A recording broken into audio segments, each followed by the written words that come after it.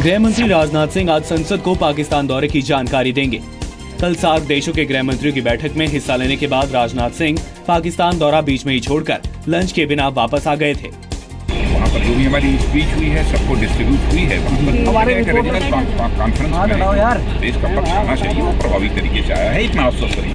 कल सार्क देशों के गृह मंत्रियों की बैठक में राजनाथ ने पाकिस्तान को जमकर लताड़ लगाई थी।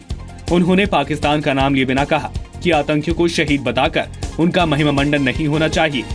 पाकिस्तान ने कार्यक्रम की मीडिया कवरेज पर पाबंदी लगा रखी थी।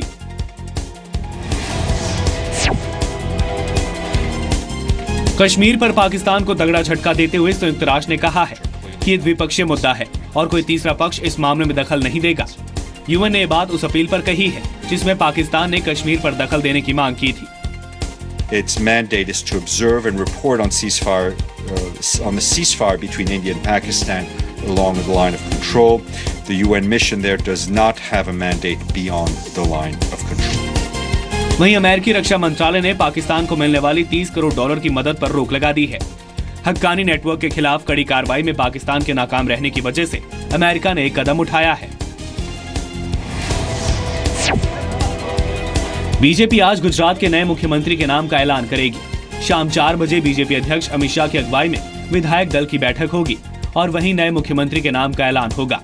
हमारे राष्ट्रीय अध्यक्ष अमित शाह जी उपस्थित रहेंगे। कल उसमें नेता का अनाउंसमेंट होगा। मुख्यमंत्री पद की रेस में गुजरात के मंत्री नितिन पटेल, विधानसभा अध्यक्ष गणपत बासवा और केंद्रीय मंत्री पुरुषोत्तम रुपाला का नाम सबसे आगे है। संसद में केंद्रीय सतर्कता आयोग की रिपोर्ट से खुलासा हुआ है कि केंद्र में मोदी सरकार आने के बाद भ्रष्टाचार के मामलों में 50% की गिरावट आई है। 2014 में सीवीसी को 62,000 से ज्यादा भ्रष्टाचार की शिकायतें मिली थी, मगर 2015 में सिर्फ 30,000 शिकायतें ही दर्ज कराई गई।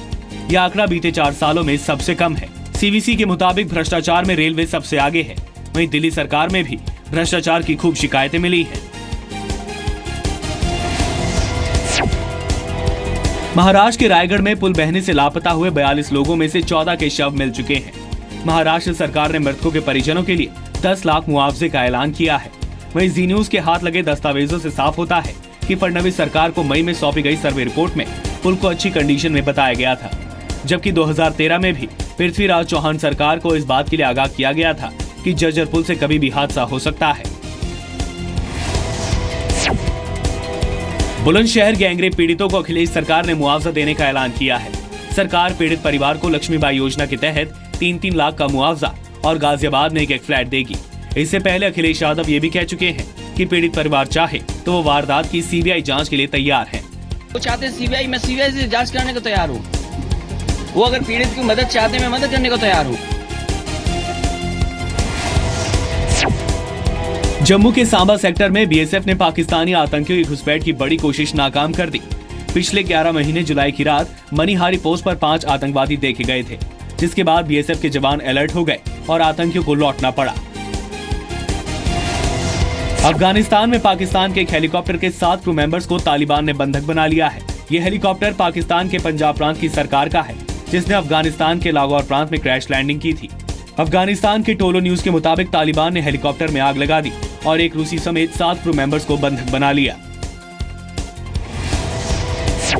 अमेरिकी कंपनी लॉकहीड मार्टिन अपने लड़ाकू विमान F-16 का मुख्य कारखाना भारत शिफ्ट करना चाहती है। कंपनी ने भारत में ही मेन एक्सपोर्ट सेंटर बनाने का प्रस्ताव भी दिया है। भारत अगर प्रस्ताव को मान लेता है तो 36 महीने बाद ही देश में F-16 लड़ाकू विमान के सबसे एडवांस वर्जन ब्लॉक 70 का प्रोडक्शन शुरू हो जाएगा।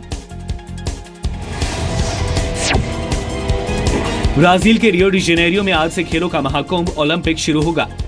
5 अगस्त से 21 अगस्त तक चलने वाले रियो ओलंपिक का उद्घाटन समारोह मेराकाना स्टेडियम में होगा, जिसमें 205 देशों से आए खिलाड़ी मौजूद रहेंगे। भारत की ओर से रियो ओलंपिक में 119 खिलाड़ियों का दल भेजा गया है। दक्षिण अमेरिका में पहली बार ओलंपिक का आयोजन हो रहा है।